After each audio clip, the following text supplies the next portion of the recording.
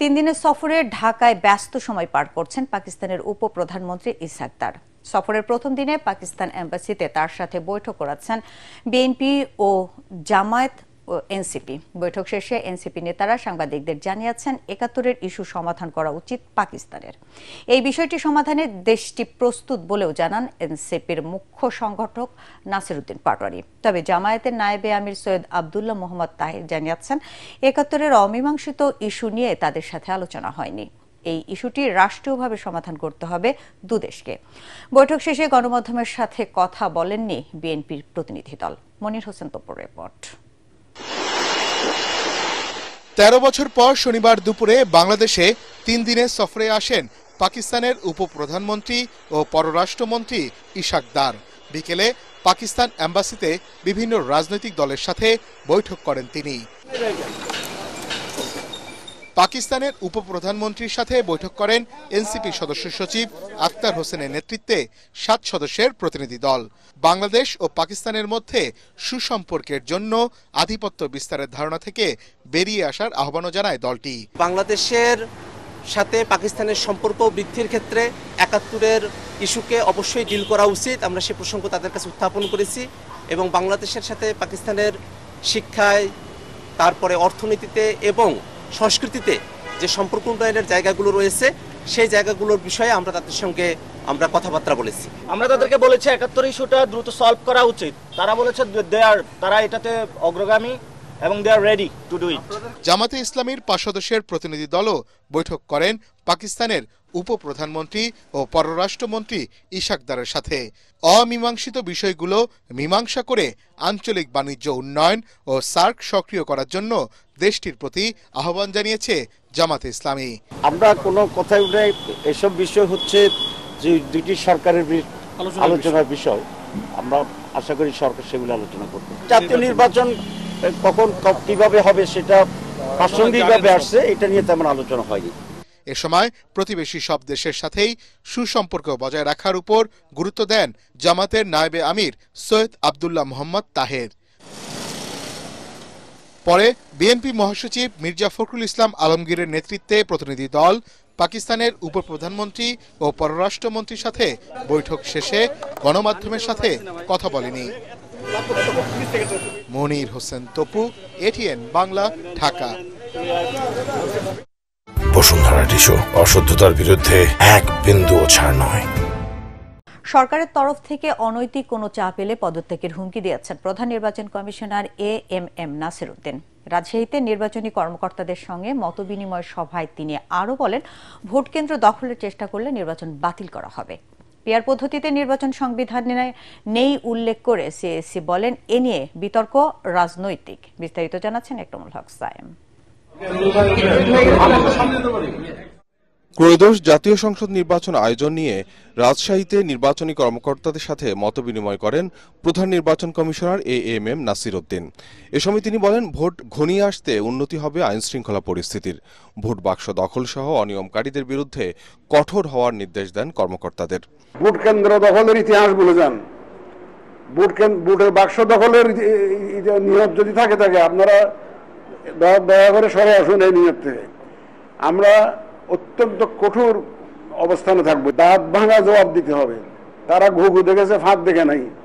এবার ফাঁদ দেখবে তারা, যারা মনে করে যে আমরা এই যে কেন্দ্র দখল করে জিতবো, বাক্স দখল করে জিতবো, সেই সুযোগ ইনশাল্লাহ তারা পাবে না। ক্যান্সেল করে দেবো পুরা। যদি এরকম যে অনিয়ম দেখি যে একটা পুরা কেন্দ্রে, পুরা একটা কনস্টিটিউয়েন্সিতে গোলমাল হয়েছে, কেউ ভোট কেন্দ্র দখল করে এই ধরনের যে অবস্থা সৃষ্টি করেছে, পিআর পদ্ধতিতে নির্বাচনের বিধান সংবিধানে নেই উল্লেখ করে সিইসি বলেন, এ নিয়ে বিতর্কের সমাধান রাজনৈতিকভাবেই করতে হবে। আমরা শাসনতন্ত্র এবং আইন দ্বারা গাইডেড, এর বাইরে আমরা যেতে পারি না। যদি এরকম কোনো আইন হয়, পিআর পদ্ধতিতে হবে, ওই জন্য কোনো আইন হয়, শাসনতন্ত্র যদি পরিবর্তন হয়, সেটা একটা ভিন্ন প্রসঙ্গ। এটা এখনো রাজনৈতিক আলোচনার পর্যায়ে আছে, তর্ক বিতর্কের পর্যায়ে আছে, এটা রাজনীতিবিদদের ব্যাপার। বর্তমান নির্বাচন কমিশন কোনো পক্ষপাতিত্ব করছে না জানিয়ে প্রধান নির্বাচন কমিশনার বলেন, সরকারের কোনো অনৈতিক চাপ মানবে না ইসি। একটা সুষ্ঠু, সুন্দর, গ্রহণযোগ্য নির্বাচনের জন্য যে প্রতিশ্রুতি জাতিকে আমরা দিয়েছি, সর্বশক্তি দিয়ে, যতক্ষণ আমাদের সেন্স আছে, সর্বশক্তি দিয়ে নিরপেক্ষভাবে প্রফেশনালি একদম পেশাগত দক্ষতার সাথে ইনশাল্লাহ আমরা এটা মোকাবেলা করব। দেশ জাতি আমাদের দিকে তাকিয়ে আছে, ইতিহাস আমাদের দিকে তাকিয়ে আছে। এ সময় সিইসি আরো জানান, আগামী 2 সপ্তাহের মধ্যে প্রকাশ করা হবে চূড়ান্ত ভোটার তালিকা। ইকরামুল হক সায়েম, এটিএন বাংলা, ঢাকা।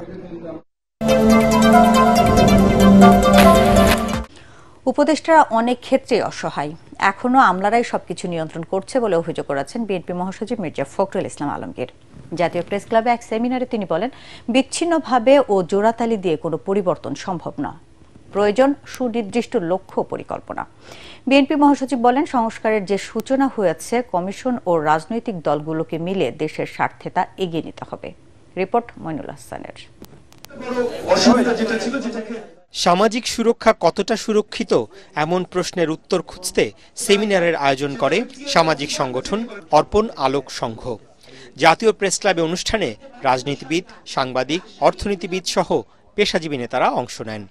1 বছর পার হলেও নানা কারণে 24-এর গণ অভ্যুত্থানের আকাঙ্ক্ষার বিপরীতে হাঁটছে দেশ, এমন হতাশার কথা উঠে আসে আলোচনায়। সবকিছুই প্রায় পুরনো পদ্ধতিতে চলছে, এটা হচ্ছে হতাশার দিক। আশার দিক হচ্ছে যে মানুষ ভাবে যে আগামী দিনে একটি সত্যিকার নির্বাচন হবে, অন্তর্ভুক্তিমূলক নির্বাচন হবে, যেখানে সব মানুষ ভোটাধিকার প্রয়োগ করতে পারবে। শুধু সরকার না, সেই সংসদ জনগণের আশা আকাঙ্ক্ষা পূরণ করবে। অভ্যুত্থান সমস্ত রাজনৈতিক দলের সামনে এই চ্যালেঞ্জ হাজির করেছে। বিএনপি মহাসচিব মির্জা ফখরুল ইসলাম আলমগীর বলেন, বাংলাদেশের সবচেয়ে বড় সমস্যা দুর্নীতি। পতিত স্বৈরাচার সরকারের সময় রাষ্ট্রীয় সব প্রতিষ্ঠানকে ধ্বংস করে দেয়া হয়েছে। সেক্রেটারিয়েটে গেলে ওই যে আমলারা বসে আছে, তারাই সবকিছু নির্ধারণ করেন। আমাদের উপদেষ্টা যারা দায়িত্ব পালন করছেন এখন অনেক ক্ষেত্রে তারা অসহায়। বিচ্ছিন্নভাবে জোড়াতালি দিয়েও কোনো কিছু হবে না, একটা সুনির্দিষ্ট উদ্দেশ্য লক্ষ্য নিয়ে এগোতে হবে, যে আমাদের ঐক্যবদ্ধ থেকে এই সব কিছুর ঊর্ধ্বে উঠে, একটা দুর্নীতির ঊর্ধ্বে উঠে আমাদেরকে আমাদের ভবিষ্যৎ তৈরি করার জন্য কাজ করতে হবে। দেশ এখন নির্বাচনমুখী দাবি করে তিনি বলেন, জবাবদিহিমূলক সরকার প্রতিষ্ঠায় নির্বাচিত জনপ্রতিনিধিদের দ্বারা দেশ পরিচালনার কোনো বিকল্প নেই। আমি যদি একটা জনপ্রতিনিধিত্বমূলক সরকার গঠন করতে পারি, আমি যদি একটা সুষ্ঠু নির্বাচন করতে পারি, সুষ্ঠু নির্বাচন করে আমি যদি ইউনিয়ন পরিষদ, উপজেলা পরিষদ, পার্লামেন্ট গঠন করতে পারি, তাহলে সেখানে আমি জনগণের কাছে জবাবদিহিতামূলক একটা ব্যবস্থা তৈরি করতে পারবো। এদিকে ঢাকা রিপোর্টার্স ইউনিটিতে আলোচনা সভায় বিএনপির স্থায়ী কমিটির সদস্য আমির খসরু মাহমুদ চৌধুরী বলেন, সংস্কার জুলাই সনদকে ইস্যু করে জাতীয় নির্বাচনকে অনিশ্চয়তার মধ্যে ফেলা হলে তা কারো জন্য শুভ হবে না। আমরা একটা বড় ক্রস রোডে আসছি বাংলাদেশ। আমি যেটা বলেছি যে মানুষের মনোজগতে যে পরিবর্তন, যে প্রত্যাশা আকাঙ্ক্ষা জেগেছে, এটার প্রতিফলন আমাদেরকে ঘটাতে হবে। বিএনপি এটা ধারণ করছে, জনাব তারেক রহমান সাহেব ধারণ করছে। অনুষ্ঠানে সাবেক প্রধানমন্ত্রী বেগম খালেদা জিয়ার একসময়ের সিনিয়র সহকারী প্রেস সচিব আশিক ইসলাম বলেন, স্বৈরাচারের পতন হলেও এখনো সাংবাদিকদের নানা হয়রানির শিকার হতে হচ্ছে। মইনুল হাসান, এটিএন বাংলা, ঢাকা। জনগণ নির্বাচনমুখী হলে কোনো ষড়যন্ত্রই ভোট বানচাল করতে পারবে না বলে দাবি করেছেন স্বরাষ্ট্র উপদেষ্টা জাহাঙ্গীর আলম চৌধুরী।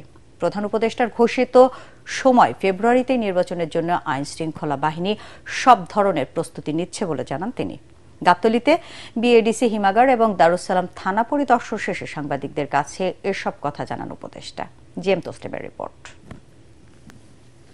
বাংলাদেশ কৃষি উন্নয়ন কর্পোরেশন বিএডিসির হিমাগার, কেন্দ্রীয় বীজ পরীক্ষাগার ও সবজি বীজ প্রক্রিয়াকরণ কেন্দ্র পরিদর্শন করেন স্বরাষ্ট্র ও কৃষি উপদেষ্টা জাহাঙ্গীর আলম চৌধুরী।